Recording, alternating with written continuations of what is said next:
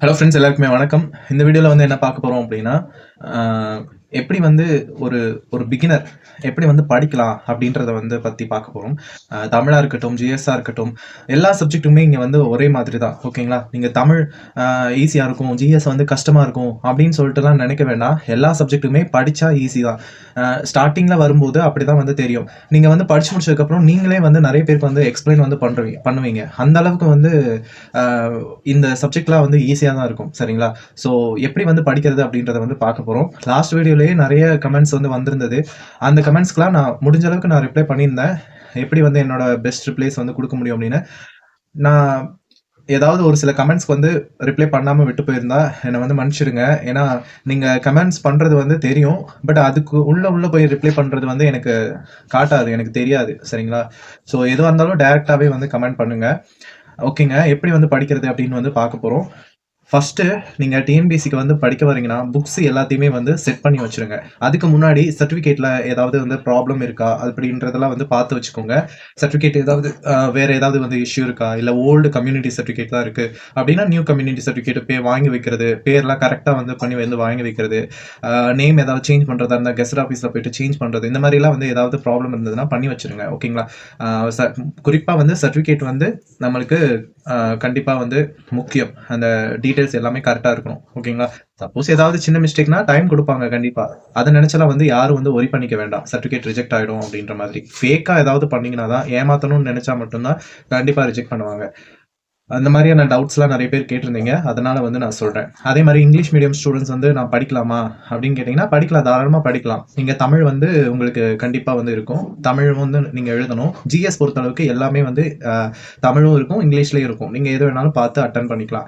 PSTM மட்டும்தான் eligible கிடையாது. சரிங்களா? பிஎஸ்டிஎம்க்கு வந்து என்னென்ன ரூல்ஸ் அண்ட் ரெகுலேஷன்ஸ் சொல்லிட்டு நோட்டிஃபிகேஷன்லேயே இருக்குது. அதை வந்து நீங்கள் வந்து பார்த்து தெரிஞ்சுக்கோங்க. ஓகேங்க. இப்போ எப்படி வந்து படிக்கலாம் அப்படின்றத வந்து பார்க்கலாம். நீங்கள் வந்து ஒரு பிகினர், இல்லை வந்து ஒரு இப்போதான் நான் வந்து ஒரு கொஞ்சமாக தாண்டி இருக்கேன், டிஎன்பிசியில் ஒரு பாதி கடல் தாண்டி இருக்கேன் அப்படின்னா கண்டிப்பாக இந்த வீடியோ வந்து உங்களுக்கு யூஸ்ஃபுல்லாக இருக்கும். சரிங்க. இப்போ நீங்கள் எடுத்து வைக்க வேண்டியது ஃபர்ஸ்ட் வந்து எடுத்து வைக்க வேண்டியது எது அப்படின்னா சிலபஸ். நான் நியூ சிலபஸ், ஓல்டு சிலபஸ் தான் என்கிட்ட இருக்கு. நியூ சிலபஸ் வந்து நான் டவுன்லோட் பண்ணி தான் வச்சிருக்கேன். பிரிண்ட் அவுட் வந்து எடுத்து வைக்கல. ஸோ அந்த நியூ சிலபஸ் வந்து உங்களுக்கு காட்டுறேன்.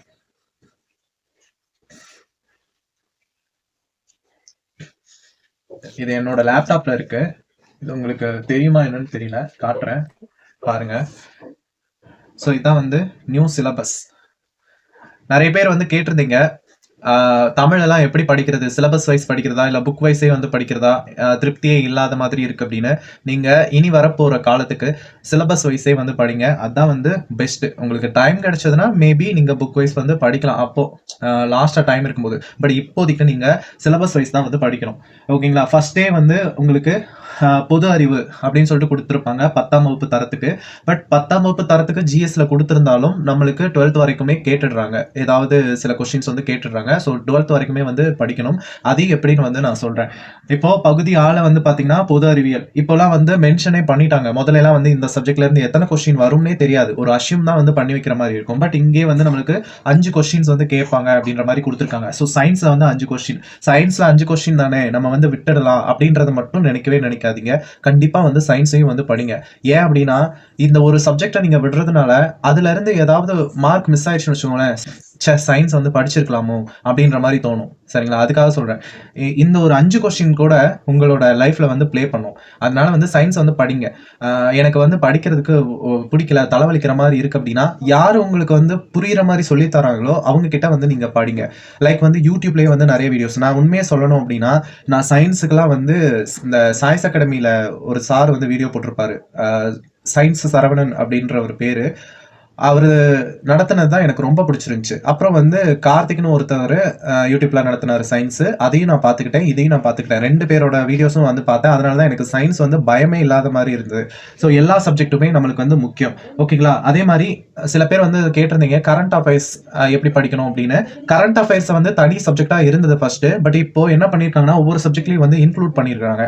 லைக் வந்து சயின்ஸ்ல வந்து நடப்பு நிகழ்வுகள்னு இங்க போட்டிருப்பாங்க. ஒரு சிலருக்கு என்னன்னா நடப்பு நிகழ்வுகள் இல்லை, அதனால தூக்கிட்டாங்க அப்படின்னு சொல்லிட்டு நினைக்கிறீங்க. அப்படியெல்லாம் இல்ல. கரண்ட் அஃபேர்ஸ் வந்து உண்டு. கரண்ட் அஃபேர்ஸ் வந்து எப்படி படிக்கணும், எந்த பேப்பர் படிக்கணும் அப்படின்னு கேட்டீங்கன்னா, தி ஹிந்து அண்ட் தினமணி பேப்பர் 2மே வந்து பெஸ்ட் தான். என்ன கேட்டீங்கன்னா 2 பேப்பரையுமே வந்து படிக்க முடிஞ்சுச்சுன்னா வந்து படிங்க. இல்ல அப்படின்னா தினமணி வந்து ஓகே. ஓகேங்களா? ஸோ எப்படி படிக்கிறது அப்படின்னு கேட்டா அதுவுமே அப்படிதான். நடப்பு நிகழ்வுகள்னா இப்ப பாருங்க, சயின்ஸ் பொது அறிவியல்ல நடப்பு நிகழ்வுகள். அப்ப சயின்ஸ் பேஸ் பண்ணி ஏதாவது நடப்பு நிகழ்வுகள் இருந்தா அதை நீங்க படிக்கணும். சரிங்களா? முதல்ல தான் வந்து நிறைய டாபிக் வந்து கொடுத்துருப்பாங்க நடப்பு நிகழ்வுகள்ல. அதெல்லாம் போய் போய் வந்து படிக்கிற மாதிரி இருக்கும். இப்போ வந்து சயின்ஸ்ல வந்து இந்த நடப்பு நிகழ்வுகள், அப்ப சயின்ஸை பேஸ் பண்ணி ஏதாவது லைக் வந்து ஒரு மெடிசன் கண்டுபிடிச்சிருக்காங்க, ஒரு நோய் தொற்று, ஒரு டிசீஸ் வந்து உருவாகுது. ஸோ இந்த மாதிரிலாம் வந்து இருந்தது அப்படின்னா அதை நீங்க வந்து படிக்கலாம் தாராளமா. அது படிச்சீங்கன்னா உங்களுக்கு ஓரளவுக்கு வந்து மார்க் வந்து ஸ்கோர் பண்ண முடியும். அதே மாதிரி கரண்ட் அஃபேர்ஸ் வந்து எந்த மந்த்ல இருந்து எந்த மந்த் வரைக்கும் படிக்கலாம் அப்படின்னு சொல்லிட்டு கேட்டீங்கன்னா, உங்களுக்கு டைம் இருந்ததுன்னா லாஸ்டா 1 இயர் கரண்ட் அஃபேர்ஸ் வந்து படிங்க. டைம் இல்லாத பட்சத்துக்கு நவம்பர் 2024 இருக்கு இல்லையா, அதுல இருந்து கம்மிங் மே 2025 வரைக்கும் வந்து நீங்க படிங்க. அது வந்து உங்களுக்கு அதுல இருந்து கொஸ்டின்ஸ் வருமோ இல்லையோ அதை பேஸ் பண்ணி கொஸ்டின்ஸ் வந்து அட்டன் பண்ணிடலாம். லாஸ்ட் டைம் கூட அப்படிதான் இருந்தது. நான் 6 months கரண்ட் அஃபேர்ஸ் தான் வந்து படிச்சுட்டு போனேன்.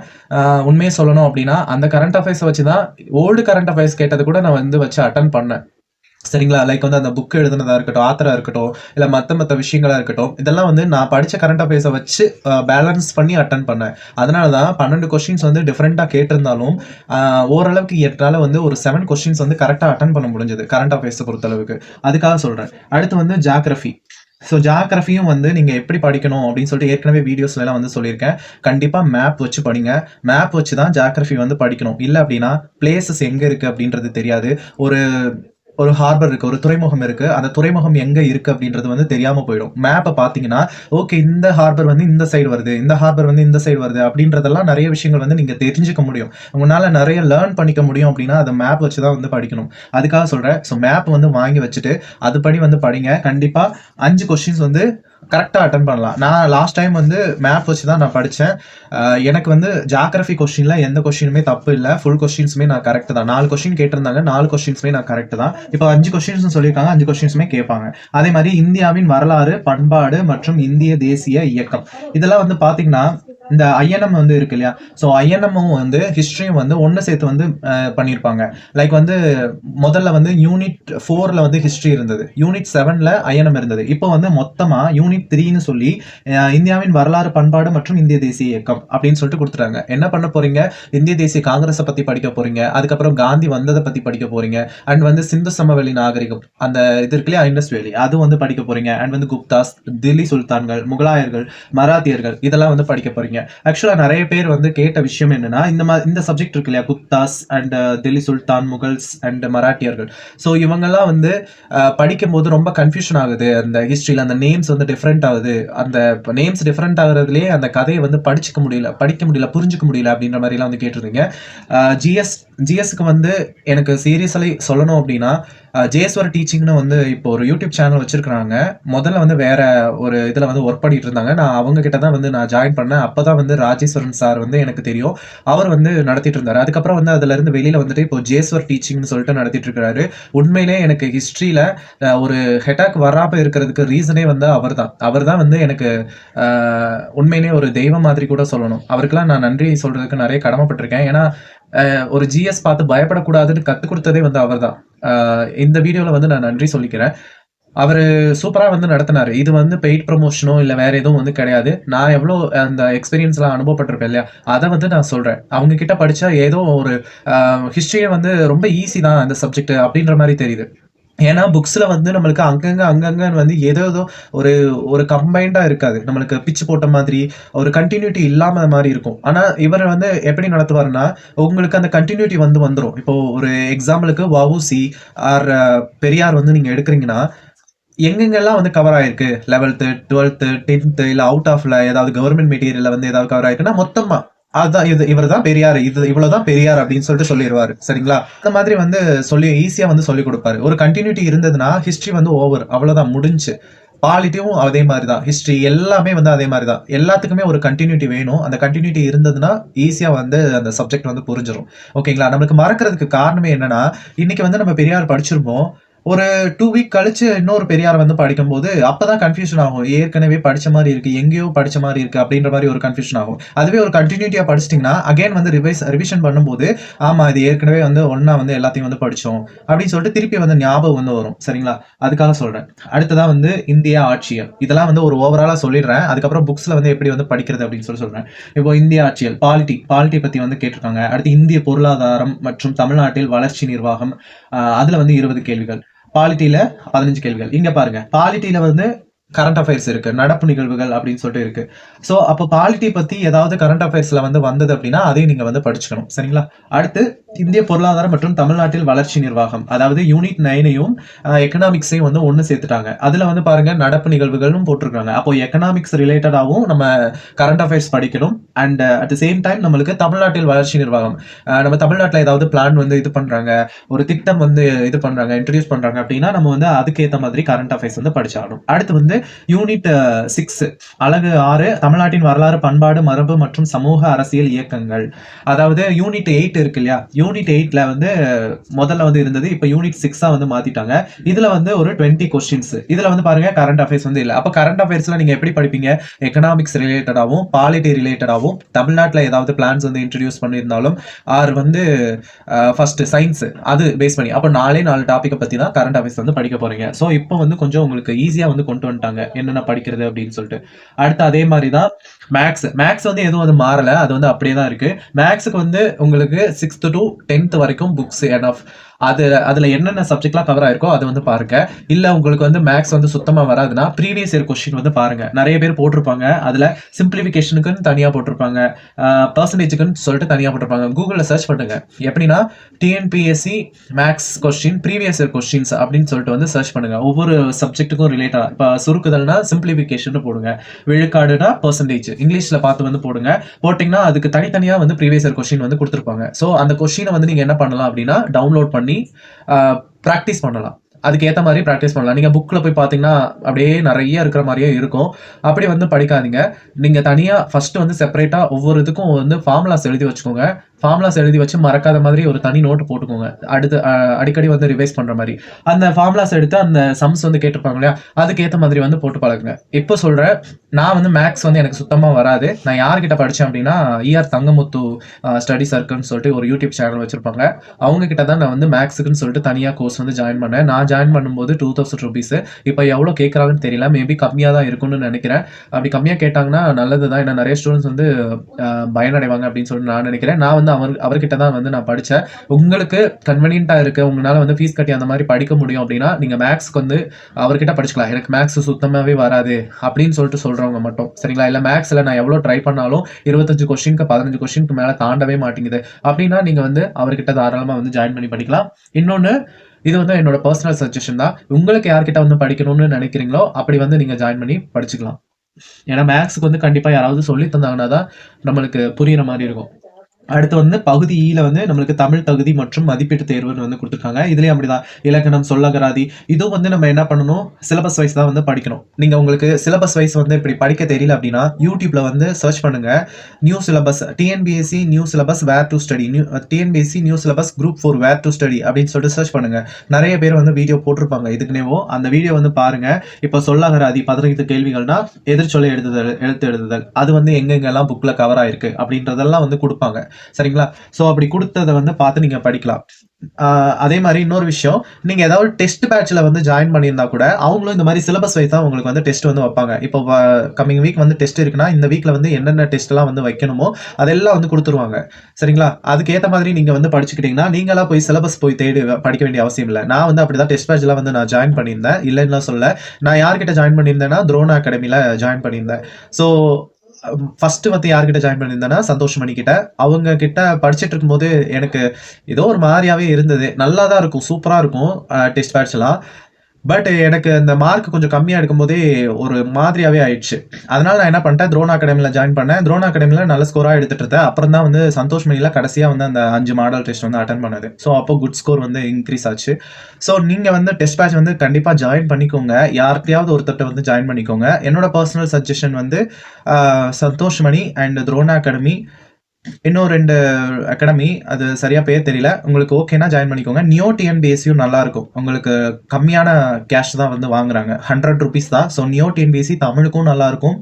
அட் த சேம் டைம் ஜிகேக்கு டெஸ்ட் போட்டு பார்க்க போறீங்க அப்படின்னா, அவர்கிட்டயும் வந்து நல்லா தான் இருக்கும். ஏன்னா அவர் வந்து எல்லார்கிட்டயும் வந்து இது பண்ணி கம்பைன் பண்ணி தான் அந்த டெஸ்ட் கொஸ்டின்ஸ்லாம் வந்து இது பண்ணுவாரு, ப்ரொவைட் பண்ணுவாரு. ஸோ எல்லா கொஸ்டின்ஸுமே அட்டெண்ட் பண்ண ஒரு திருப்தி வந்து கிடைக்கும். சரிங்களா? அவர்கிட்டயும் நீங்க வந்து ஜாயின் பண்றதா இருந்தா பண்ணிக்கலாம்.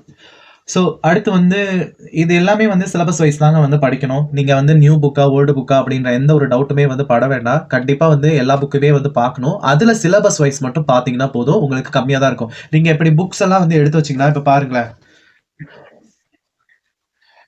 இப்போ இதெல்லாம் வந்து தமிழ் புக்ஸ். சரிங்களா? தமிழ் புக்ஸ். இதெல்லாம் இப்படி எடுத்து வச்சீங்கன்னா, ஐய்யயோ! இவ்ளோ படிக்கணுமா? அப்படின்ற ஒரு நெகட்டிவ் தாட் வந்து வரும் ஃபர்ஸ்ட் ஸ்டார்ட்டிங்லயே. அப்படியெல்லாம் வந்து நினைக்காதீங்க. சிலபஸ பார்த்தீங்கன்னா, ஓ! இவ்வளோதான் சிலபஸா? இது மட்டும் படிச்சா போதுமா? அப்படின்ற மாரி இருக்கும். அப்ப பாருங்க, இந்த புக்ஸ் எல்லாம் நீங்க எடுத்துக்கிட்டீங்கன்னா, இவ்ளோ பேஜஸ் இருக்கு. சாரி. இவ்ளோ பேஜஸ் இருக்கு. இவ்ளோ பேஜஸ்ல மொத்தமே நீங்க படிக்கிறது வந்து இவ்ளோ பேஜஸ் தான் வரும். இவ்வளவுதான் வரும் மொத்தமே படிக்கிறது. அங்கங்க வந்து அன்வான்டடா தான் இருக்கும். நம்ம ஏன் அப்படின்னா, முதல்ல தான் வந்து நாங்க இத டாப் டு பாட்டம் படிப்போம். இந்த புக்ஸ் மட்டும் இல்ல. இது வந்து தமிழ் புக்ஸ் மட்டும் தான் எடுத்து வச்சிருக்கேன். ஓல்டு புக்ஸும் இருக்கு. அதுவும் வந்து டாப் டு பாட்டம் தான் வந்து படிப்போம். ஸோ அப்ப பாருங்க, அப்ப ஓல்டு ஸ்டூடண்ட்ஸ்லாம் வந்து எவ்வளவு கஷ்டப்பட்டுருப்பாங்கன்னு. இப்போ வந்து உங்களுக்கு நியூ சிலபஸ் படி சிலபஸ் வைஸ் தான் கேட்கறாங்க. அப்படின்னும் போது உங்களுக்கு பாதி வந்து குறைஞ்சிருச்சு. ஸோ நீங்க பாதிய தான் வந்து படிக்க போறீங்க. அதனால நீங்க தைரியமா நம்பிக்கையோட வந்து படிக்கலாம். சரிங்களா?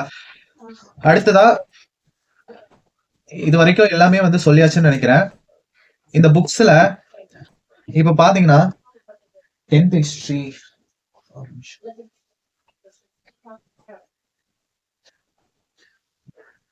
இப்போ இந்த புக் பாருங்க. இது வந்து 7th செகண்ட் டேர்ம் முகலாய பைரர்ஸ் அப்படின்னு சொல்லிட்டு இருக்கும். Second topic, page number 128. இது ஜஸ்ட் வந்து ஒரு எக்ஸாம்பிளுக்காக தான் சொல்றேன். இதே மாதிரி தான் எல்லா சப்ஜெக்ட்டுக்கும் வந்து நீங்க ஜிஎஸ் படிக்கிறீங்க அப்படின்னா படிக்கிற மாதிரி இருக்கும். சரிங்களா? நான் ஆரம்பத்திலே சொன்ன மாதிரி கண்டினியூட்டியா யார் சொல்லி தராங்களோ அதை வந்து ஃபாலோ பண்ணிக்கோங்க. ரொம்ப ஈஸியா இருக்கும். இப்போ நான் வந்து 7th புக்ல முகலாய பேரரசு வந்து எடுத்திருக்கேன். சரிங்களா? இந்த முகலாய பேரரசு வந்து இங்க மட்டும்தான் 7th புக்ல மட்டும்தான் கவர் ஆகுமா அப்படின்னு கேட்டீங்கன்னா இல்ல. 11th ஹிஸ்டரி, 11வது வகுப்பு வரலாறு, அதுலயும் வந்து கவர் ஆகும். அதையும் வந்து படிக்கணுமா கேட்டீங்கன்னா படிக்கணும். ஆனா அது எப்படி படிக்கணும் அப்படின்னு சொல்லிட்டு சொல்றேன். இப்ப பாருங்க, இது வந்து 7th புக். நம்மளுக்கு 10ஆம் வகுப்பு தரம் அப்படின்றதான சொல்லியிருக்காங்க. அப்போ 10ஆம் வகுப்பு தரம்னா நம்மளுக்கு இந்த முகலாய பேரரசு எடுக்கிற போது 7th போது எல்லாத்தையுமே வந்து படிக்கணும். சரிங்களா? அட்டை டு அட்டை வந்து படிக்கணும் கண்டிப்பா. அதுல வந்து ஏதாவது முக்கியமான பாயிண்ட்ஸ்லாம் இருக்கும். அதையும் நல்லா படிக்கணும். சரிங்களா? இதெல்லாம் படிக்கணுமான்னு கேட்டா கண்டிப்பா வந்து படிக்கணும். ஏன்னா சிலபஸ்ல இருக்கும்போது கண்டிப்பா வந்து படிக்கணும். ப்ரீவியஸ் இயர்ல இதெல்லாம் கொஸ்டின் வரல, அப்ப நம்ம படிக்க வேண்டாம் அப்படின்லாம் வந்து நினைக்காதீங்க. கண்டிப்பா வந்து கேட்டுருவாங்க. அதுல வந்து இதுல ரொம்ப முக்கியமானவங்க யாருன்னு பாத்தீங்கன்னா ஹுமாயூன், அப்புறம் வந்து ஷெர்ஷா, ஷாஜஹான், எல்லாருமே முக்கியமானவங்க தான். அவுரங்கசீப் அவரும் ரொம்ப ரொம்ப முக்கியமானவர். ஏன்னா அவுரங்கசீப் வந்து சிவாஜி, மராத்தியர் சிவாஜியோட ஒரு ஒரு லிங்க்ல வந்து வருவாரு. ஸோ அதனால அது ரொம்ப ரொம்ப இம்பார்ட்டன்ட். அப்போ நீங்க வந்து இப்போ படிக்கிறீங்கன்னா டாப் டு பாட்டம் என்னென்னலாம் இருக்கோ அது ஃபுல்லா வந்து படிக்கணும். பாக்ஸ் கண்டென்ட்ல இருந்து எல்லாமே வந்து என்ன பண்ணணும், வரி விடாம வந்து படிக்கணும். அதை புரிஞ்சுக்க ட்ரை பண்ணணும். ஏன் வந்து அந்த மாதிரி எல்லாம் வந்து பண்ணாங்க, எதுக்காக அந்த மாதிரி எல்லாம் பண்ணாங்க அப்படின்றது தெரிஞ்சுட்டாலே அதை வச்சே நீங்க என்ன பண்ணலாம், ஆன்சர் பண்ணிடலாம். சரிங்களா? ஹிஸ்டரிலாம் வந்து படிக்கும்போது நிறைய தலைவர்களை பத்தி படிக்கும்போது ரொம்ப ஓவர் எமோஷனலா ஆகும். எனக்கே வந்து ஓவரா எமோஷனலா ஆயிருக்கு. அந்த சார் வந்து சொல்லிக் கொடுக்கும்போது, ராஜேஸ்வரன் சார் சொல்லிக் கொடுக்கும்போது காமராஜரை பத்தி, பகத்சிங் பத்தி, இந்த மாதிரி நிறைய தலைவர்களை பத்தி பேசும்போது எனக்கு அழுகே வந்திருக்கு. நைட்ல கனவுல கூட வரும், ட்ரீம்ல கூட வரும். வந்து வந்து வந்து வந்து போகும் அவங்களோட ஹிஸ்டரி எல்லாம். சோ அந்த மாதிரி நீங்க படிச்சிட்டீங்கன்னா ஏதோ நீங்க வந்து அந்த ஒரு காலகட்டத்துக்கு போன மாதிரியே இருக்கும். அப்ப அதை பத்தி ஏதாவது கொஸ்டின் கேட்டா மறக்கவே மறக்காது. நீங்களும் ஈஸியா ஆன்சர் பண்ணிட்டு போயிடலாம். சரிங்களா? அக்பரே வந்து நிறைய விஷயங்கள் வந்து பண்ணியிருப்பாரு. லைக் வந்து மன்சப்தாரி முறை, அந்த மாதிரி எல்லாம் நிறைய விஷயங்கள் வந்து பண்ணியிருப்பாரு. ஓகே, இப்போ இதை வந்து நீங்க 7th புக்ல இருக்கிறதுனால அட்டை டு அட்டை வந்து படிச்சிட்டீங்க. அதுவே 11ஆம் வகுப்பு ஹிஸ்டரி வரலாறுல இங்க பாத்தீங்கன்னா தெரியும், முகலாய பேரரசு அப்படின்னு சொல்லிட்டு 14வது யூனிட்ல வந்து கொடுத்திருப்பாங்க. 14வது யூனிட் முகலாய பேரரசு. எந்த பேஜ் நம்பர்னா 216. கிட்டத்தட்ட 239வது பேஜ் வரைக்கும், 240 பேஜ் வரைக்கும் இருக்கு. அப்ப 216ல ஸ்டார்ட் ஆகுது. அப்போ இந்த 30 பேஜையுமே நம்ம வந்து படிக்கணுமா அப்படின்னு கேட்டீங்கன்னா அப்படியெல்லாம் வந்து கிடையாது. நீங்க வந்து அங்க என்ன படிச்சீங்களோ அதே தான் வந்து இந்த ஹிஸ்டரி புக்லயும் இருக்க போகுது. பட் சில சில எக்ஸ்ட்ரா பாயிண்ட்ஸ் மட்டும் இருக்கும். அத மட்டும் நம்ம வந்து பார்த்துக்கிட்டா போதும். லைக் வந்து பாபர் பத்தி ஏதாவது வந்து சில முக்கியமான வேர்ட்ஸ் இருக்கும். ஸோ அத வந்து படிக்கணும். அதுல வந்து 1ஆம் பானிபட் போர், கான்வா போர், அப்புறம் வந்து இந்த சந்தேரி போர், காக்ரா போர் இதெல்லாம் வந்து குடுத்திருப்பாங்க. அது எந்த ஆண்டுன்னு குடுத்திருப்பாங்க. ஸோ இப்போ நம்மளுக்கு காலவரிசைப்படுத்துக அப்படின்னு சொல்லிட்டு குடுத்துட்டு, இந்த போர்லாம் கொஞ்சம் மாத்தி மாத்தி குடுக்கும்போது, அந்த ஆண்டுகள் தெரிஞ்சா தான் நம்ம வந்து அத வந்து இது பண்ணிக்க முடியும். ஸோ அந்த ஆண்டுகள் வந்து உங்களுக்கு சப்போஸ் வந்து ஞாபகம் வச்சுக்க இது பண்ணாலும், மறந்தாலும், அந்த போர் வந்து என்ன நடந்துச்சு? ஃபர்ஸ்ட் என்ன போர் நடந்துச்சு? அப்படின்றத ஞாபகம் வச்சுக்கோங்க. ஃபர்ஸ்ட் என்ன போர் நடந்துச்சு, அடுத்தடுத்து என்ன போர் நடந்துச்சு அப்படின்றத ஞாபகப்படுத்தி ஆர்டர் வைஸ் வச்சுக்கிட்டீங்கன்னா, அவங்க எந்த மாதிரி மாத்தி கேட்டாலும் உங்களால வந்து அட்டெண்ட் பண்ணிக்க முடியும். அதே மாதிரி இதுல பாக்ஸ் கொஸ்டின்லாம் வந்து கொடுத்திருப்பாங்க. இந்த பீரங்கியை பயன்படுத்தும் ராணுவ படைப்பிரிவு பீரங்கி படையாகும். இந்த மாதிரி எல்லாம் வந்து கொடுத்திருப்பாங்க. சோ அது வந்து யாரெல்லாம் வந்து பயன்படுத்துனாங்க, எந்த பானிபட் போர்ல வந்து பயன்படுத்துனாங்க, அதெல்லாம் வந்து நம்ம பார்த்து வச்சுக்கிட்டா போதும். அந்த போர் வந்து நடந்துச்சு இல்லையா, சந்தேரி போர், காக்ரா போர், இது வந்து யாருக்கு யாருக்கு நடந்துச்சு அது மட்டும் தெரிஞ்சா போதும். சந்தேரி போர் வந்து யாருக்கு யாருக்கு நடந்துச்சு, அது யார் வந்தாங்க, எப்படி பண்ணாங்க, அதெல்லாம் நமக்கு தேவையில்லை. அதே மாதிரிதான் அது நம்மளுக்கு 7th புக்ல இருக்கு அப்படின்னா அதை பத்தின டீடைல் வந்து நம்ம படிச்சுக்கணும். சரிங்களா? சோ இதுல வந்து நம்மளுக்கு முக்கியமான பாயிண்ட்ஸ் அப்படின்னு கேட்டீங்கன்னா, பாக்ஸ் கண்டென்ட், எல்லா பாக்ஸ் கண்டென்ட்டும் வந்து நம்ம கண்டிப்பா படிக்கணும். அட் தி சேம் டைம் யாராவது முக்கியமான பர்சன்ஸ் இருப்பாங்க, அவங்க வந்து என்னென்ன பண்ணியிருக்கிறாங்க, என்னென்ன இதெல்லாம் வந்து பண்ணியிருக்காங்க, மேபி அது வந்து நல்ல திட்டமா இருந்தா அதுவும் வந்து கேட்கறதுக்கு வந்து சான்சஸ் இருக்கு. மேபி அது வந்து ரொம்ப கொடூரமா இருக்கு, முக்கியமான நிகழ்வா இருக்கு அப்படின்னா அதையும் வந்து கேட்கறதுக்கு சான்சஸ் இருக்கு. லைக் வந்து அவுரங்கசீப்லாம் வந்து நிறைய பண்ணியிருப்பாரு, அப்போ அதையும் வந்து கேட்கறதுக்கு சான்சஸ் இருக்கு. அப்புறம் ஷெர்ஷா பத்தி இந்த மாதிரி கதையா இப்படி எல்லாம் வந்து கொடுத்துருப்பாங்க. இதெல்லாம் நம்ம வந்து படிக்கணுமான்னு கேட்டீங்கன்னா, இது எல்லாத்தையும் வந்து படிக்கணும்னு தேவையில்லை. அதுதான் வந்து நான் சொல்றேன். என்ன எப்படின்னா, இந்த ஹிஸ்டரிய வந்து படிச்சு நல்லா அண்டர்ஸ்டாண்ட் பண்ணி வந்து சொல்லி தருவாங்க இல்லையா ஒரு வாத்தியார், அவங்கள வந்து யூஸ் பண்ணிக்கோங்க. நான் வந்து அப்படிதான் ராஜேஸ்வரன் சார் வந்து நான் அந்த மாதிரி வந்து பயன்படுத்திக்கிட்டேன். ஸோ அவர் வந்து இந்த கண்டென்ட் எல்லாம் வந்து வாட்ச் என்ன பண்ணுவாரு, இதுல இருந்து எது வந்து ரொம்ப முக்கியமான பாயிண்ட்ஸ், இம்பார்ட்டன்ட் பாயிண்ட்ஸ் அப்படின்னு சொல்லிட்டு நடத்திடுவாரு. ஸோ அதை மட்டும் தான் நான் நோட்ஸ் எடுத்து வச்சுக்கிட்டேன். இங்க பாத்தீங்கன்னா தெரியும், நான் இதுல எல்லாம் மார்க்கே பண்ணியிருக்க மாட்டேன். ஒரு சில விஷயங்கள் மட்டும் மார்க் பண்ணியிருப்பேன். பாக்ஸ் கண்டென்ட் மார்க் பண்ணியிருக்கேன் இல்லையா, பாக்ஸ் கண்டென்ட் வந்து மார்க் பண்ணியிருப்பேன். பக்கத்துல வச்சு காமிக்கிறேன். பாக்ஸ் கண்டென்ட் வந்து மார்க் பண்ணியிருப்பேன். பட் இந்த பேராவா இருக்கிறதெல்லாம் மார்க் பண்ணியிருக்க மாட்டேன். ஏன்னா இதுக்கெல்லாம் நான் தனியா நோட்ஸ் எடுத்துட்டேன். நோட்ஸ் எடுத்ததுனால நான் அந்த நோட்ஸ் மட்டுமே ரிவைஸ் வந்து பண்ணிப்பேன். சரிங்களா? இதை பார்த்தெல்லாம் நீங்க பயப்படாதீங்க. ஃபர்ஸ்ட் நம்மளுக்கு இவ்வளவு பெரிய புக்கா இருக்கு, இதெல்லாம் நம்ம எப்ப படிச்சு முடிக்க போறோம் அப்படின்றதெல்லாம் வந்து பார்க்காதீங்க. சரிங்களா? ஃபர்ஸ்ட் நீங்க என்ன பண்ணணும்னா, எந்த டாபிக்ல இருந்து அதிகமான கொஸ்டின்ஸ் வந்து வரப்போகுது அப்படின்றத வந்து பார்க்கணும். இப்பதான் வந்து கொடுத்துருக்காங்க இல்லையா, அப்ப அந்த டாபிக் எல்லாம் வந்து ஃபர்ஸ்ட் வந்து முடிச்சிருங்க. ஒரு பக்கம் வந்து நம்மளுக்கு என்ன தோணும் அப்படின்னா, ஐயோ கரண்ட் அஃபேர்ஸ் வந்து படிக்கலையே, அதுல இருந்து அதிகமா கேட்டுருவாங்களோ அப்படின்ற பயம்லாம் வேண்டாம். முதல்ல வேணா அந்த பயம் இருக்கும், ஆனா இப்போ அந்த பயமே வந்து இருக்கவே கூடாது. ஏன்னா அதுல இருந்து கம்மியான கொஸ்டின்ஸ் தான் வந்து வரப்போகுது. லைக் வந்து எப்படி கேட்க போறாங்க, பாலிட்டியை பத்தியோ சயின்ஸை பத்தியோ இல்ல வந்து தமிழ்நாடு அந்த வளர்ச்சி நிர்வாகத்தை பற்றியோ அதான் வந்து கேட்க போறாங்களே தவிர்த்து வேற ஏதாவது உங்களுக்கு வந்து அதிகமா கேட்க போறாங்களா இல்ல. அப்பதான் வந்து நினைச்சு வந்து பயப்படணும். இப்போ புக்ஸ் இருக்கு அப்படின்னா எல்லாத்தையும் மொத்தமா எடுத்து வச்சுட்டு வந்து பயப்படாதீங்க. இந்த புக்ல வந்து என்னென்ன கண்டென்ட் எல்லாம் வந்து நம்ம வந்து ஃபாலோ பண்ணிக்க முடியும் அப்படின்றத வந்து பாருங்க. அதே மாதிரி நான் நோட்ஸ் வந்து எப்படி எடுப்பேன் அப்படின்னா, என்னோட நோட்ஸ் எல்லாம் பாத்தீங்கன்னா அழகாலாம் இருக்காது, கிறுக்கி தான் வச்சிருப்பேன். சார் சொல்லுவார், ராஜேஸ்வரன் சார், நீங்க கிறுக்கிறதுலதான் உங்களுக்கு அங்க இதே ஞாபகம் வந்து இருக்கும் அப்படின்னு சொல்லிட்டு. ஏன்னா நம்ம அழகுபடுத்தி நம்ம இதை வந்து ஒரு காம்படிஷனுக்கு வந்து அனுப்ப போறது கிடையாது. நோட்ஸை நம்ம அழகா எழுதி டைம் வேஸ்ட் பண்ணிட்டு இருக்கிறதுக்கு நம்மளுக்கு எப்படி வருதோ அப்படி எழுதிட்டு போயிடணும். பின்னாடி அது நம்மளுக்கு வந்து புரியணும். அதுபடி வந்து நீங்க எழுதுனீங்கன்னா, நோட்ஸ் வந்து எழுதுனீங்கன்னா ஓகே தான். நான் என்ன பண்ணுவேன்னா, நோட்ஸ் எழுதுறதுக்கு இப்போ இந்த 7th புக்கு முகலாய பேரரசு, இந்த புக்கையும் நான் வந்து ஃபர்ஸ்டே வந்து நான் படிச்சிருவேன். சரிங்களா? நான் எவ்வளவு நேரம் படிச்சேன் அப்படின்றதையும் வந்து கேட்டாங்க. டைம் டேபிள் வந்து கொடுக்க சொன்னாங்க. நான் இப்பவும் சொல்றேன், உங்களுக்கு ஏத்த டைம் டேபிளை வந்து ஃபாலோ பண்ணுங்க. அதுதான் உங்களுக்கு சக்சஸ் வந்து கொடுக்கும். அடுத்தவங்க டைம் டேபிள் வந்து இதை நான் வந்து தப்பா சொல்லணும்னு சொல்லல. இது எதுக்காக சொல்றேன்னா, அவங்களுக்கு ஏத்த மாதிரி பண்ணாதான் அது அவங்களுக்கு வந்து கன்வீனியன்ட்டா இருக்கும், ஒரு சக்சஸும் வந்து கிடைக்கும். நான் வந்து காலையில வந்து எந்திரிச்சு வந்து படிக்கவே மாட்டேங்க. 5 மணிக்கெல்லாம் எந்திரிச்சு படிக்க மாட்டேன். அப்படியே படிச்சாலும் எனக்கு தூக்கம் தான் வரும். படிக்கிறது வந்து புரியாது. அன்னைக்கு டேவே வந்து ஒரு மாதிரியா போன மாதிரியே இருக்கும், ரொம்ப டயர்டான மாதிரியே ஃபீல் ஆவேன். ஸோ நான் என்ன பண்ணுவேன்னா, காலையில வந்து கொஞ்ச நேரம் 8 மணிக்கு எந்திரிச்சேன்னா கொஞ்ச நேரம் நியூஸ் பேப்பர் பார்த்துட்டு 10 மணிக்கு மேலதான் நான் வந்து புக்ஸ் வந்து எடுத்து படிக்க ஸ்டார்ட் பண்ணவே செய்வேன். அது கூட தமிழ் தான் எடுத்து படிப்பேன். அதுக்கப்புறம் தான் வந்து ஒரு ஈவினிங்க்கு மேல ஒரு ஆஃப்டர்நூன் ஃப்ரீயா இருந்தா மேக்ஸ் போட்டு பார்ப்பேன். அப்படி இல்லைன்னா ஒரு 3 o'clock இல்ல 4 o'clock தான் மேக்ஸை போட்டு பார்ப்பேன். அதுக்கப்புறம் தான் வந்து கிடைக்கிற டைம்ல ஹிஸ்டரி வந்து படிக்கிறது. ஸோ நான் வந்து நோட்ஸ் எடுக்கிறது எப்படின்னா, இப்போ இந்த 7th புக்கு 11th புக்கு இதை நான் வந்து படிச்சு முடிச்சிட்டேன். ஃபர்ஸ்டே படிச்சு முடிச்சிருவேன். படிச்சுட்டு இருக்கும் போதே நோட்ஸ் எடுத்தோம் அப்படின்னா நம்மளுக்கு டைம் தான் வேஸ்ட் ஆகும். நோட்ஸும் வந்து குறிப்பிட்ட டைம்ல வந்து எடுக்க முடியாது. நான் படிச்சு முடிச்சிருவேன். ஃபர்ஸ்ட் வந்து எல்லாத்தையும் வந்து படிச்சு முடிச்சிடுறேன். காலையில படிக்கிறேன் அப்படின்னா ஈவினிங் வந்து திருப்பி வந்து ரிவைசன் பண்ணுவேன். நான் அப்ப ஹிஸ்ட்ரிலாம் வந்து பாருங்க, சாயந்தரம் தான் நான் வந்து படிப்பேன். ஈவினிங் தான் வந்து படிப்பேன். அப்ப நான் என்ன பண்ணுவேன்னா, மறுநாள் காலையில வந்து எந்திரிச்சு கொஞ்ச நேரம் ரிவிஷன் விட்டுருவேன். அந்த 7 மணிக்கு 8 மணிக்கு எந்திரிப்பேன் இல்லையா? ஸோ அப்போ கொஞ்சம் லைட்டா பார்த்தோன்னா கொஞ்சம் ஞாபகம் வரும். ரிவிஷன் விட்டுருவேன். அப்படி ரிவிஷன் விடும்போது கொஞ்சம் யோசிச்சு பார்ப்பேன். எதெல்லாம் வந்து மறக்கிற மாதிரி இருக்கு? இந்த ஆண்டு மறக்குதா? இல்ல இந்த இந்த திட்டத்த வந்து அறிமுகப்படுத்தினவர் மறக்குதா? இல்ல இந்த போர வந்து செஞ்சவர் மறக்குதா? அப்படின்ற மாரி நான் யோசிச்சு பார்ப்பேன். அப்ப யோசிச்சு பார்த்துட்டு நான் என்ன பண்ணுவேன்னா, நோட்ஸ் எழுதுவேன். அந்த டைம் நோட்ஸ் எழுதுறது தான் நான் கடைசியில வந்து ரிவிஷன் பண்றதுக்கு யூஸ்ஃபுல்லா வந்து வச்சுப்பேன். ஸோ அப்போ அந்த நோட்ஸ் எடுக்கிறதுக்கு எனக்கு எவ்வளோ டைம் ஆகும்னு யோசிச்சு பாருங்க. இந்த இந்த 2 புக்க வந்து நான் படிச்சிருக்கேன். முகலாய பேரரசு. எனக்கு நோட்ஸ் எடுக்கிறதுக்கு எவ்வளோ நேரம் ஆகும் நீங்க சொல்லுங்க பார்க்கலாம். எனக்கு 10 நிமிஷம் தான். அது கூட அதிகபட்சம் தான். ரொம்ப நேரம்லாம் நான் எடுத்துக்க மாட்டேன் நோட்ஸ் எழுதுறதுக்கு.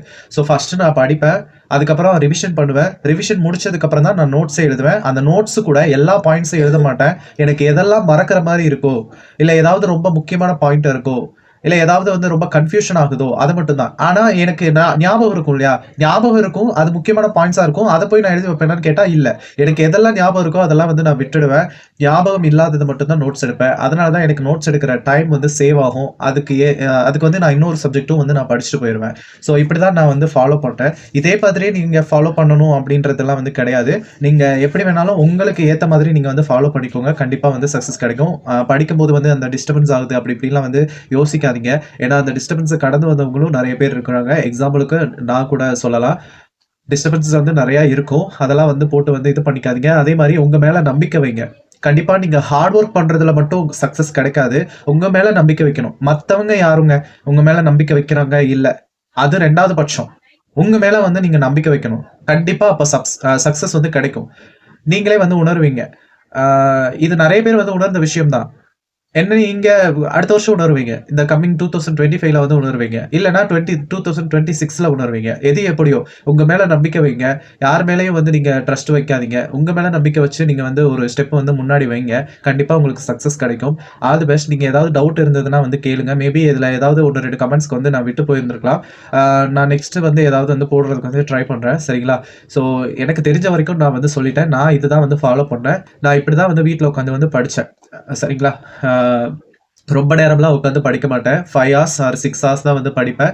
அப்புறம் டெஸ்ட் வந்து கொஞ்சம் போட்டு பார்ப்பேன். நம்ம படிச்சது வந்து இந்த கம்மிங் வீக்ல டெஸ்ட் இருக்கு அப்படின்னா, அதுக்கேத்த மாரி போட்டு பார்ப்பேன். இன்னொரு இந்த நியூ டிஎன்பிஎஸ்சி அப்படின்னு சொல்லிட்டு ஜாயின் பண்ணியிருந்தேன் இல்லையா? நான் த்ரோன் அகாடமில டெஸ்ட் போட்டாலும், நியூ டிஎன்பிஎஸ்சி வைக்கிற டெஸ்ட்டையும் நான் அட்டெண்ட் பண்ணுவேன். ஸோ அப்போ எனக்கு டெஸ்ட் கொஞ்சம் நெறைய போட்ட மாரியே ஃபீல் ஆச்சு. ஓகேங்களா? அதுக்காக தான். அதே மாரி நான் படிக்கிறது வந்து கன்டினியூஸா உட்காந்து அந்த 6 ஹார்ஸ் படிப்பேன் அப்படின்னு கேட்டீங்கன்னா, இல்ல. நான் கொஞ்ச நேரம் உட்காந்து படிப்பேன். எனக்கு கொஞ்சம் ஒரு மாதிரி இருக்கும். பேக் பெயின் அந்த மாரிலாம் இருந்துச்சுன்னா, பக்கத்துல தான் பெட் இருக்கு. அப்படியே படுத்துப்பேன். படுத்துட்டு வந்து நானு மொபைல்ல வந்து அந்த சப்ஜெக்ட்ட வந்து யாராவது சொல்லிக் குடுத்துருக்காங்களா அப்படின்னு சொல்லிட்டு சர்ச் பண்ணி பார்ப்பேன். ஸோ நம்ம தேடல்ல தான் நம்மளுக்கு நெறைய அனுபவம் கிடைக்கும். ஸோ நீங்களும் வந்து தேடுங்க. ஆ ஒவ்வொரு விஷயமும் வந்து லேர்ன் பண்ணிக்கோங்க. ஒவ்வொரு விஷயமும் வந்து கத்துக்கோங்க. கண்டிப்பா நீங்களும் பின்னாடி ஒருத்தவங்களுக்கு ரோல் மாடலா இருக்கலாம். All the best for your upcoming exams. So thank you. எனக்கு கொஞ்சம் கோல்டா இருக்கு. அது சரியா பேச முடியல. Thank you so much. நன்றி.